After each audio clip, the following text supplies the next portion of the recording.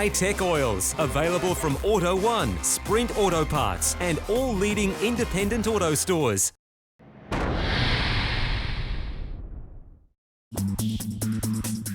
Despite his ride being practically brand new, sports racer Phil Hughes' SR3 Radical has a storied history. Hughes purchased the car with the late Alan Simonson, and the memory of his legendary friend has spurred Hughes on to this day. It came about through Alan Simonson. He's a very good friend, obviously, and it came out of Radical Denmark. It was one of their school cars. That all got into trouble, and the car was repossessed by the tyre supplier, and so we managed to buy it from the tyre supplier as a bad debt and get it here. So it never raced in Denmark either, just been used as a school car, and Alan and I bought it 50-50, and I did all the import and prep and everything, and the initial plan was to have a bit of a play with it between us and then sell it and make some money. Well, a number of things went against that. I mean, the market flopped, so the car was no longer a profit option, and then unfortunately, you know, everyone knows what happened to Alan, and that devastated me, and so I decided I'd keep the car as it was. I'm never going to change it. It's going to stay entirely like that. This car is a sentimental, you know, trophy for me. The car for me is still at early days learning. You know, I'm learning the tyre, which was the Kumho at the time. Now we're on the Dunlops again, so it's a learning experience and it's enjoyable, and it's a lovely car, and you know, I'm quite attached to it. I love the mechanical aspects of the cars. They're so technical. The downforce, the power to weight ratio is like a GT car, so it's 1/10 of the budget to do GT style racing. We're doing similar lap times. We're racing wheel to wheel, and it's a great atmosphere in the sports races. Everyone's really friendly and we get along nice.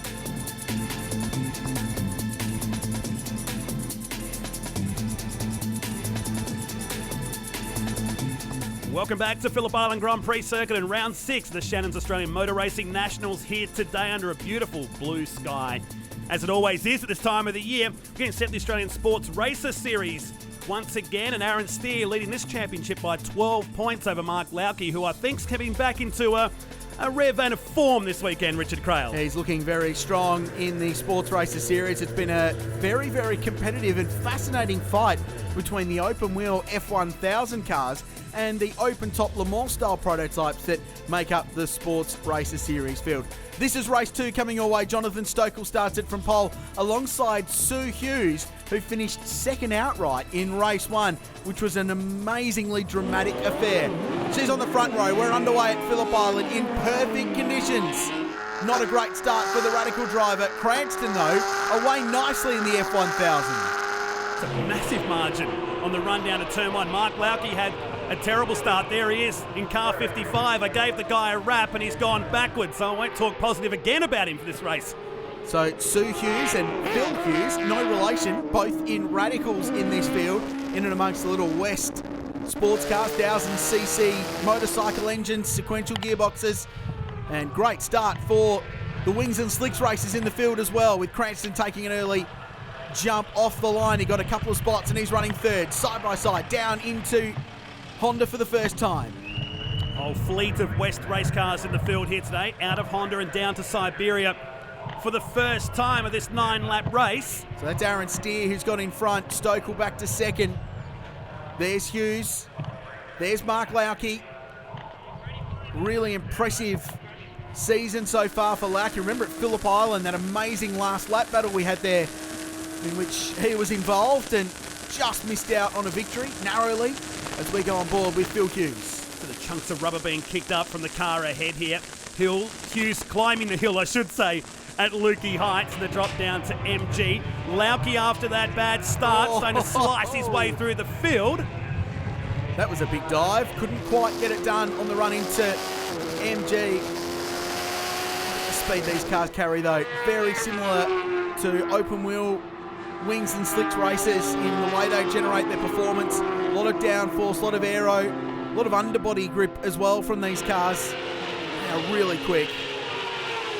So low to the ground as well. Lauke coming back through the field. And if you close your eyes, you could be at the World Superbike round here back in February. And a big moment off the road. Car 5, Cranston with a big, big moment. Lucky to get that car back on the circuit. He had a fairly good lead. This is the view looking back off the westracecars.com.au entry. And oh, dear me, you hit the curbs in one of these. It's almost fatal. And he managed to keep the car alive down there. Yeah, that was really impressive car control. Just open the lock up when he got out over that curb and it didn't fire it off the road. You can have a really big off down there, and he avoided that. So the 53 drives defensive down the bottom here of Jonathan Stokel. Oh, gets a tap from behind here. And did damage to the rear wing. It's still on, but it must have some damage at the moment. That was quite a big hit on the exit of MG. Just slowed up on the exit of the corner. So Stokel the winner in race 1 Saturday afternoon, but it was a dramatic affair. So we have a look at this. So Steer got a great run out of the corner and bump, lifted the whole rear end of the car off the road. And I'm amazed that there's not more damage. That's Greg Keane, back in the category for the first time in 2 seasons. He's doing double duty with the IROC Challenge, and Steer throws it down the inside. This time it works. Good pass, and this is bringing Mark Lauke back into the game. While these two squabble away for the lead, he's just taking chunks of time out of them. He was a good 5 seconds behind a couple of laps back, and now in contention for this one. The Lauke Flour Mills number 55 is going to pull out for a pass here. She's up to second. He's not done yet with this motor race, Matt. He is right in contention. Have a look at this. Super slow-mo down into MG. Inside locking up, using pretty much all of the road you can legally use, and then a little bit more. That was a really good pass from Aaron Steer to get it stopped and rotated. Last lap, 1 to go. Steer in front, but Lauke applying the pressure. Another last lap thriller in the Australian Sports Racer Series. It's become a habit for them this year, and Lauke goes through. And goes to defensive straight away. He's going to make Aaron Steer go to the outside here at Honda Hairpin. He needs to push him out of the way here. Not intentionally, of course. But Steer runs side by side with Lauke. Hasn't given up. Good battle. Retakes the lead. This is great stuff. These cars can race so well. They can run close, nose to tail without losing too much aero. And Lauke gets himself back in front. Steer with a huge moment, flat past the hay shed with 2 wheels out over the curb and sails round the outside at Lukey Heights. What a motor race. What a final lap. Maximum respect from 2 great talented racers here as they come out of MG for the final time. And I don't think I'd like to be leading coming onto the main straight here. We've seen this all too much before. Still side by side, Lauke on the inside. Steer should set himself up and try and get a tow, but I think Lauke's got the better of the runs out of turn 12 and wins another sports racer thriller, this time at Phillip Island. Amazing lap and a half towards the end here. It's going to be Michael Whiting that's going to get home for 3rd position here as we watch the number 5, Adam Cranston, who had that wild moment early on in the race here. He'll get himself inside the top 5 in this race. The Australian Sports Racer Series here, turning it on once again. And Mark Lauke, 0.4 of a second was the margin at the finish line ahead of Steer, Whiting, Cranston, Terry Piavita, Sue Hughes down to 6, Phillip Hughes and poor old Jonathan Stokel finishing back there out of the race. A lot of us had mechanical problems yesterday, and so, the mechanics put in a lot of work last night. We all went out onto the track unprepared. I just took it easy the first few laps, and when I was sure everything was working right, I just tried to catch the guys in front of me, and then we had some good racing. So, a thriller in the Australian Sports Racer Series in race 2. What will race 3 deliver? It's been such good motor racing from this category in 2015, and the final race of the penultimate round of their championship starts with Mark Lauke on pole alongside Aaron Steer. The 2 that battled for the victory in race 2, Matt Nolte, will go about it again in race 3. Looking at Adam Cranston's point of view, looking back at the field. Now we look down the main straight of Phillip Island. We're underway here in the final race, and then again Lauke can't get that car off the line, can he? Piavitas with a brilliant start, and so too Cranston.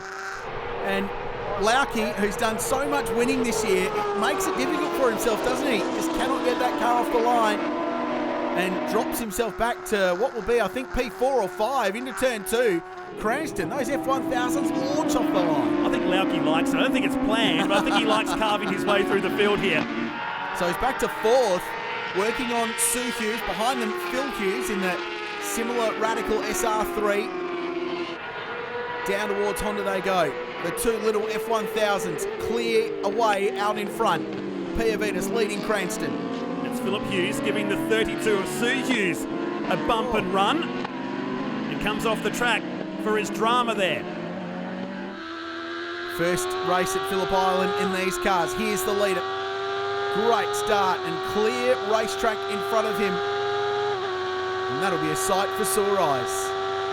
Just casually grabs another gear on the way past the hay shed. Look at the margin they've got. It's huge. That's Macros who's got himself up to 4th place now. Stokel moving his way through as well. There's Greg Keane. We saw that car get retired in race number 2 today as Lauke has got 3 cars stacking up, including Sue Hughes. He's having a great race this weekend. I spoke to Greg early in the weekend and just taking evasive action there in a busy little battle pack, and he hadn't driven these cars for a couple of years, and he said I got back in and I went 2 seconds quicker I've ever been around here before, and thought for sure I'd be on pole, and I looked at the timing sheet and I was last. Unbelievable. It's so competitive in this category, and he's really enjoying being back in them. Car with aero and grip and downforce. And Cranston, look at the view. Oh, on Piavitas, grabs the lead. Just like that. Yeah, really nice. These little F1000s produce really good racing. A little step between Formula Ford and Formula 3 and the open wheel ladder, I suppose. Great to have them part of the Australian Sports Racer Series. Now, this was where it got busy down at turn 4, and Phil Hughes dived down the inside, went pretty deep and just ran wide for his efforts. Sue Hughes says, I'll have none of that. As we look at Cranston and Lauke, he's going to go the hard way around here, side by side with the little F1000 car, and Lauke starting to come back through the field. He loves the drive from behind, doesn't he, Mark Lauke? And he's done it a couple of times this weekend for the race lead. Grabs the position away, so nice move by the South Australian driver. But Cranston's not giving up yet. One of the 2 Cranston boys. Been racing F1000 cars all season long, and great run past the hay shed. It's not done yet for the race lead, and Lauke, oh so close from having an almighty off. Unbelievable. They're so dirty on the outside there, and they both found it and still managed to keep on the racetrack, but it's brought 2 cars, possibly 3, into this battle pack now. Stokel and Macros in the mix. So 2 F1000s amongst 3 West Sports Racer cars. This is a great fight. Terry Piavitas behind the Orlando Phoenix number 4. Oh, a bit of grid formation stuff here. This is good stuff. Unbelievable. Cranston up the inside. So they're a bit quicker in a straight line, the little F1000s. All the wing. That's a good run out of turn 12 though, and Lauke back in front. Cranston ducks into the toe, but this is a really busy battle for the race lead, and down the inside goes the 53 Stokel, but has to back out of it because he had 2 wheels on the grass. How close was that? I mean, that was seriously close. That was really, really, really close. Macros in the game now as well in 3rd. What a fight this is. 5 cars battling it out here on the Exeter Southern Loop, and the run down to Honda Hairpin. Lauke drops back in position. Look at the front wing of Cranston's car. Yeah, flapping around in the breeze with all the aero force on it down into Honda. Lauke gets past. He's back to 3rd, could be 4th.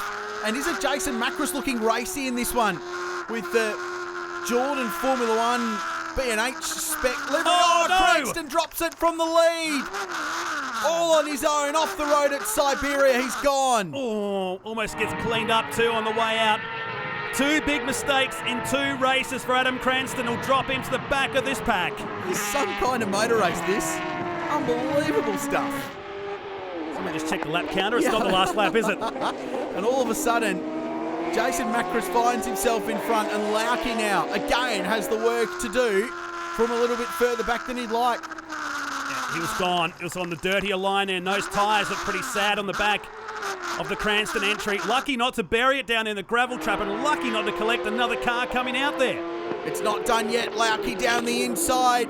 3-way fight for the lead. Stokel runs it wide. He's out of the game now and spins for his efforts.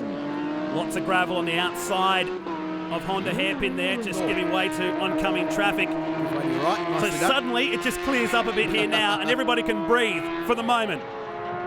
Macros not done with yet. He's led this motor race. He's had a taste of what it's like to be out in front.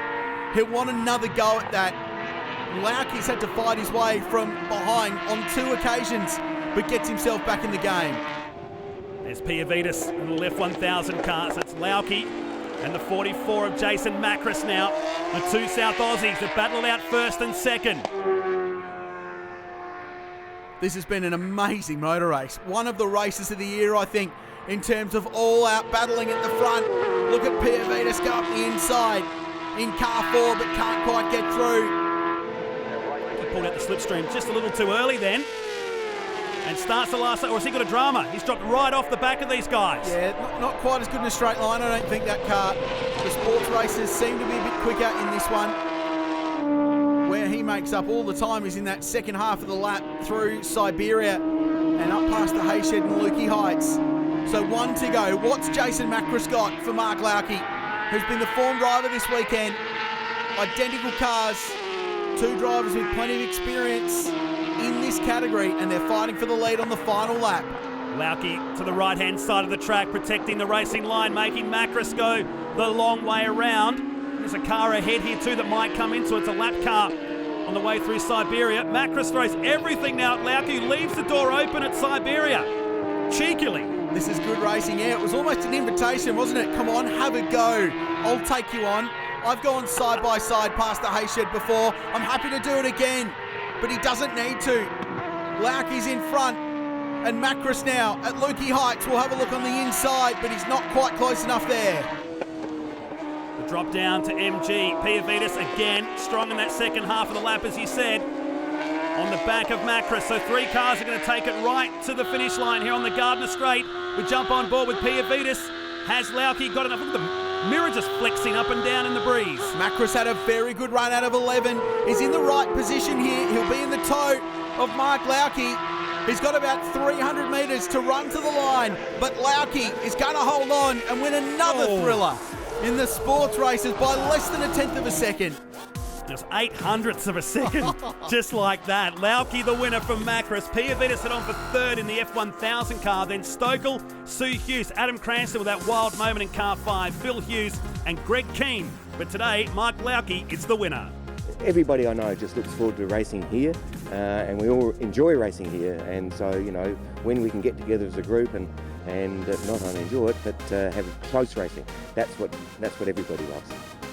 A series of thrilling races at Phillip Island in the Australian Sports Racer Series has Mark Lauke assume the lead of the championship by just 2 points over Adam Cranston, with Jason Macris moving to 3rd. What great racing, Matt Nolte. And just 2 points will separate those guys with a round or 2 to go left in the championship. Thenationals.com.au for more information. We're off to a break, but come back and join us soon. The IROC Challenge Series is back at the island after this.